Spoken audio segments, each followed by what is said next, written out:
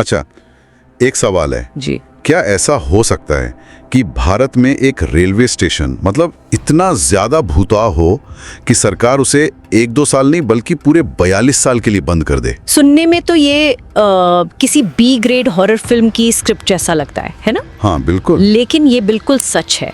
हम बात कर रहे हैं पश्चिम बंगाल के पुरुलिया जिले के बेगुनकोदर रेलवे स्टेशन की। बेगुनकोदर? हाँ, एक ऐसी जगह जो दशकों तक भारतीय रेलवे के मतलब ऑफिशियल रिकॉर्ड्स में भूतिया स्टेशन के तौर पर दर्ज थी। और इसकी कहानी में तो सब कुछ है, एक रानी का सपना, एक रहस्यमयी मौत, 42 साल का सन्नाटा और हाँ, वो सफेद साड़ी वाली औरत। हाँ, वो सफेद साड़ी वाली औरत की मशहूर कहानी जो आधी रात को पटरियों पर घूमती थी।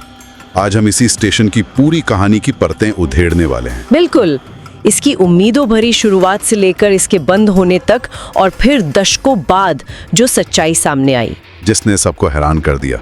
हमारा मिशन ये पता लगाना है कि क्या ये वाकई भूतों का डेरा था या फिर डर की चादर के नीचे कोई और ही ज्यादा इंसानी कहानी छुपी हुई थी। चलिए इस अजीबो गरीब सफर पर चलते हैं। तो कहानी शुरू होती है साल 1960 से। बेगुनकोदर स्टेशन का उद्घाटन होता है, लेकिन ये कोई मामूली स्टेशन नहीं था। नहीं, बिल्कुल नहीं। इसके पीछे एक बहुत बड़ा सपना था। ये स्टेशन असल में भारतीय रेलवे और संथाल जनजाति की रानी लाचन कुमारी का एक कह सकते हैं जॉइंट वेंचर था। रानी लाचन कुमारी? हाँ, रानी ने अपनी जमीन का एक बहुत बड़ा हिस्सा दान कर दिया था। उनका मकसद था अपने लोगों का उत्थान। वो चाहती थी कि इस रेलवे लाइन के जरिए उनका पिछड़ा हुआ इलाका बाकी दुनिया से जुड़े। मतलब एक रानी ने अपने लोगों के लिए स्टेशन बनवाया? ये तो अपने आप में एक पूरी कहानी है। और शुरू में उनका सपना सच होता हुआ दिखा भी। ये स्टेशन पुरुलिया के झारदा सब डिवीजन में था और आसपास के कई गांवों के लिए जैसे डांगल, बामिया, पात्रातू, इन सब के लिए एक लाइफलाइन बन गया। लोगों के लिए बाजार, शहर, काम की जगहें, सब कुछ पास आ गया था। यहाँ का भूगोल समझना भी जरूरी है। ये इलाका है छोटा नागपुर पठार का निचला हिस्सा, मतलब काफी सुनसान और ग्रामीण। अच्छा। पुरुलिया की 91% आबादी आज भी गांव में रहती है। तो आप सोच सकते हैं कि 1960 में एक रेलवे स्टेशन का होना किसी वरदान से कम नहीं था। वो उनकी पूरी दुनिया थी। लेकिन इसमें एक ट्विस्ट भी था। हाँ, एक अनकहा पहलू था। कुछ स्थानीय संथालों का मानना था कि जिस जमीन पर स्टेशन बना है वो उनकी पारंपरिक दफनगाह थी। ओहो, मतलब शुरुआत से ही वहाँ एक अजीब सी बेचैनी, एक फुसफुसाहट का माहौल था। और यही फुसफुसाहटें आगे चलकर एक भयानक तूफान में बदलने वाली थी। तो स्टेशन को खुले हुए सिर्फ 7 साल हुए थे, सब कुछ ठीक चल रहा था। लेकिन फिर आया साल 1967 और बेगुनकोदर की किस्मत मतलब हमेशा के लिए बदल गई। हाँ, एक शाम स्टेशन मास्टर ने घबराकर लोगों को बताया कि उन्होंने देर रात पटरियों पर सफेद साड़ी में एक औरत को देखा है। बिल्कुल, पहले तो लोगों ने इसे वहम माना, मजाक में उड़ा दिया। सुनसान इलाका है, कुछ भी दिख जाता है। लेकिन बात यहीं खत्म नहीं हुई। नहीं, इसके कुछ ही दिन बाद एक भयानक हादसा हुआ। वही स्टेशन मास्टर और उनका पूरा परिवार अपने क्वार्टर में रहस्यमयी हालात में मरा हुआ पाया गया। ओह, ये तो बहुत ही भयानक है। इसके बाद तो यकीनन हंगामा मच गया होगा। हंगामा, आप कह सकती हैं कि दहशत फैल गई। जो बातें अब तक सिर्फ कानाफूसी में थी वो अब लोगों का पक्का यकीन बन गई। सफेद साड़ी वाली चुड़ैल की कहानी, हाँ, वो हर किसी की जुबान पर थी। रेलवे के कर्मचारी वहाँ काम करने के नाम से कांपने लगे। मतलब कोई भी अपनी जान जोखिम में नहीं डालना चाहता था। और यात्रियों का क्या? उन्होंने भी आना बंद कर दिया होगा। बिल्कुल, धीरे धीरे यात्रियों ने स्टेशन का इस्तेमाल करना ही बंद कर दिया।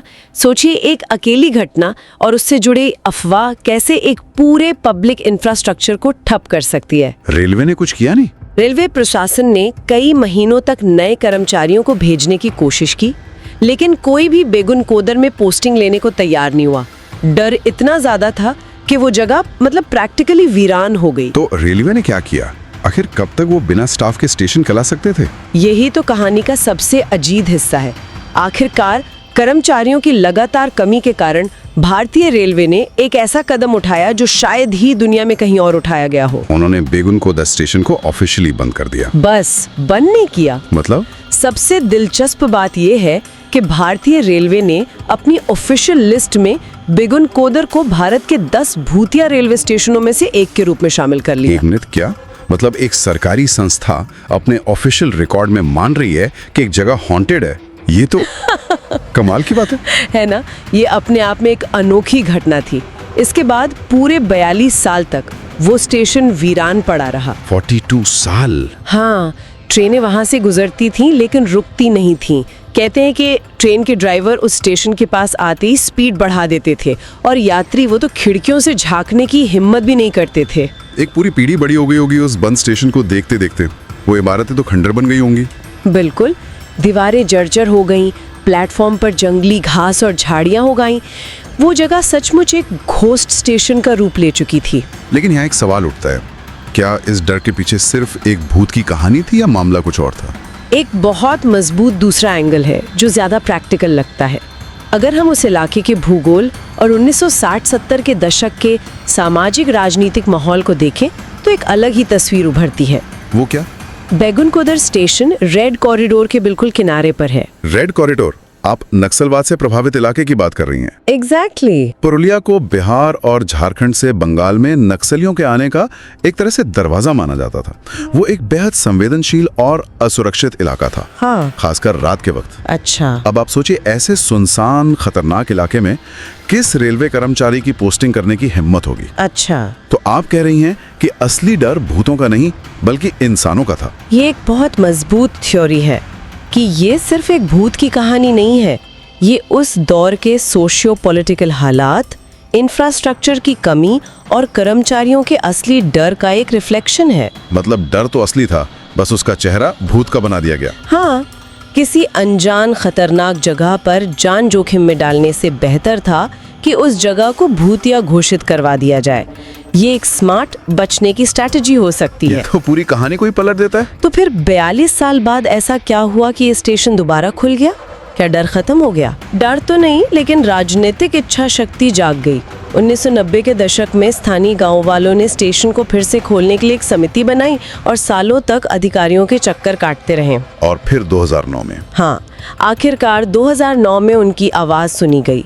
उस समय की रेल मंत्री ममता बनर्जी और सीपीएम सांसद वासुदेव आचार्य दोनों ने इन अफवाहों को बकवास करार दिया। हाँ, मुझे ममता बनर्जी का वो मशहूर बयान याद है। उन्होंने कहा था, आमी भूते विश्वास कोरिना, मतलब मैं भूतों में विश्वास नहीं करती। बिल्कुल, एक राजनेता का ये बयान उस वक्त बहुत बड़ी बात थी।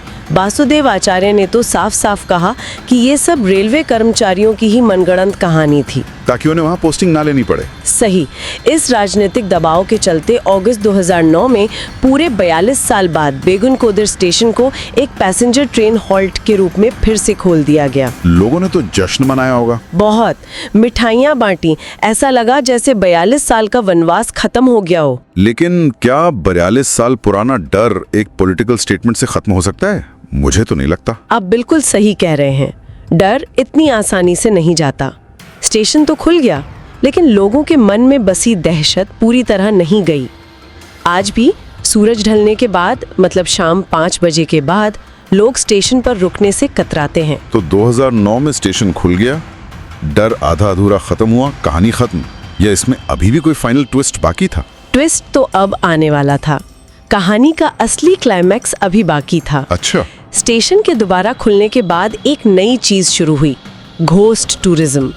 शहरी युवा और रोमांच के शौकीन लोग इस भूतिया स्टेशन पर रात बिताने या भूत देखने आने लगे, और इसी वजह से सच सामने आया। कैसे? दिसंबर 2017 में पश्चिम बंग विज्ञान मंच नाम के एक तर्कवादी संगठन, मतलब रैशनलिस्ट एसोसिएशन की 9 लोगों की टीम ने फैसला किया कि वो इस 50 साल पुराने रहस्य से पर्दा उठाकर रहेंगे। अच्छा, ये रैशनलिस्ट लोग तो हर भूत प्रेत की कहानी की पोल खोलने निकल पड़ते हैं। हाँ, और उन्होंने पूरी तैयारी के साथ काम किया।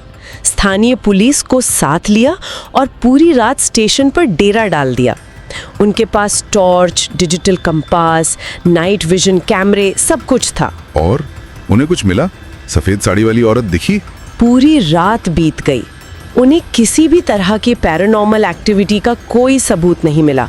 कोई औरत नहीं, कोई रहस्यमयी आवाजें नहीं, स्टेशन बिल्कुल शांत था। तो मतलब कुछ भी नहीं? नहीं। टीम को लगने लगा कि ये सब बस पुरानी कहानियां हैं। लेकिन फिर कुछ तो हुआ होगा। हाँ, देर रात करीब 2 बजे, जब सब लगभग हार मान चुके थे, टीम ने स्टेशन के पीछे की घनी झाड़ियों से कुछ अजीब सी खड़खड़ाहट और फुसफुसाने की आवाजें सुनी। ओहो। एक पल के लिए तो उनके भी रोंगटे खड़े हो गए। उन्हें लगा कि शायद कहानी सच है। फिर क्या हुआ? टीम के लोग सतर्क हो गए। उन्होंने हिम्मत जुटाई और अपनी पावरफुल टॉर्च की रोशनी सीधी उस जगह पर मारी जहां से आवाजें आ रही थीं। और उन्होंने जो देखा वो किसी भूत से कई ज्यादा चौंकाने वाला था। रुको, मतलब झाड़ियों में भूत नहीं बल्कि कुछ लोग छिपे हुए थे। हाँ। रोशनी पड़ते ही झाड़ियों में छिपे कुछ स्थानीय लोग वहां से भाग खड़े हुए। रैशनलिस्ट टीम ने उनका पीछा करने की कोशिश की, लेकिन वो अंधेरे का फायदा उठाकर गायब हो गए। और बस उसी एक पल में 50 साल पुराने रहस्य से पर्दा उठ गया। तो ये सारा खेल किसी ने जानबूझकर रचा था? ये तो एक पूरा स्कैम निकला। बिल्कुल। तर्कवादियों का निष्कर्ष एकदम साफ था। भूत की इन कहानियों को स्थानीय लोगों के एक ग्रुप ने जानबूझकर जिंदा रखा हुआ था। लेकिन क्यों? मकसद क्या था? इसके पीछे उनके दो मुख्य मकसद थे। पहला मकसद तो बड़ा ही क्रिएटिव था, घोस्ट टूरिज्म को बढ़ावा देना। Ghost tourism? हाँ, कहानी को जिंदा रखकर वे देश भर से उत्सुक टूरिस्ट्स को अट्रैक्ट करते थे। ये टूरिस्ट फिर गाइड, खाने पीने और दूसरी सेवाओं के लिए पैसे खर्च करते थे, जिससे कुछ लोगों की अच्छी खासी आमदनी हो रही थी। मुझे लग रहा था कि दाल में कुछ काला है। और दूसरा मकसद? भागते तो ये गैंग उस सामान को चुरा लेता था। वाह, मतलब भूत की आड़ में अपराध का पूरा धंधा चल रहा था। लूटपाट का एक संगठित तरीका। बिल्कुल। इस खुलासे के बाद पुरुलिया पुलिस हरकत में आई। उन्होंने इलाके में रात की गश्त बढ़ा दी और लोगों को जागरूक करने के लिए अभियान भी चलाया। तो आज का बेगुन गोदर कैसा है? क्या सब कुछ नॉर्मल है? नॉर्मल तो है, लेकिन एक नए ट्विस्ट के साथ। स्टेशन आज भी पूरी तरह से सामान्य नहीं है। ये अब एक हॉल्ट ग्रेड स्टेशन के तौर पर काम करता है। Halt grade station? ये क्या होता है? आप इसे रेलवे का एक तरह का जुगाड़ या गिग इकोनॉमी मॉडल कह सकती हैं।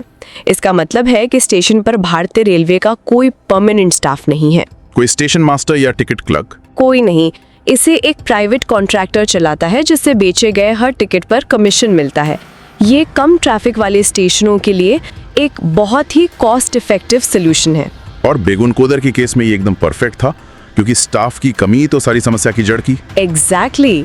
आज यहाँ लगभग 10 ट्रेनें रुकती हैं और रोजाना 700-800 यात्री इसका इस्तेमाल करते हैं। लेकिन पुरानी आदतें वो अभी भी कायम है। हाँ, शाम ढलते ही लगभग 5:45 की आखिरी ट्रेन के बाद स्टेशन पूरी तरह वीरान हो जाता है। और सबसे मजेदार बात तो अब है, जिस भूत की कहानी को रैशनलिस्ट्स ने साइंटिफिकली डिबंक कर दिया, उसी झूठी कहानी ने अब एक असली घोस्ट टूरिज्म इंडस्ट्री को जन्म दे दिया है। और ये इस कहानी की सबसे बड़ी विडंबना है ना? अब बाकायदा कुछ टूर ऑपरेटर्स आधी रात को स्टेशन के गाइडेड टूर आयोजित करते हैं, जहां लोगों को वही डरावनी कहानियां चटखारे लेकर सुनाई जाती हैं। हाँ, विज्ञान ने भूत को झूठा साबित कर दिया, लेकिन लोगों ने उस झूठ को ही अपना बिजनेस मॉडल बना लिया। कमाल की बात है, शायद झूठी कहानी सच्ची हकीकत से ज्यादा बिकाऊ है।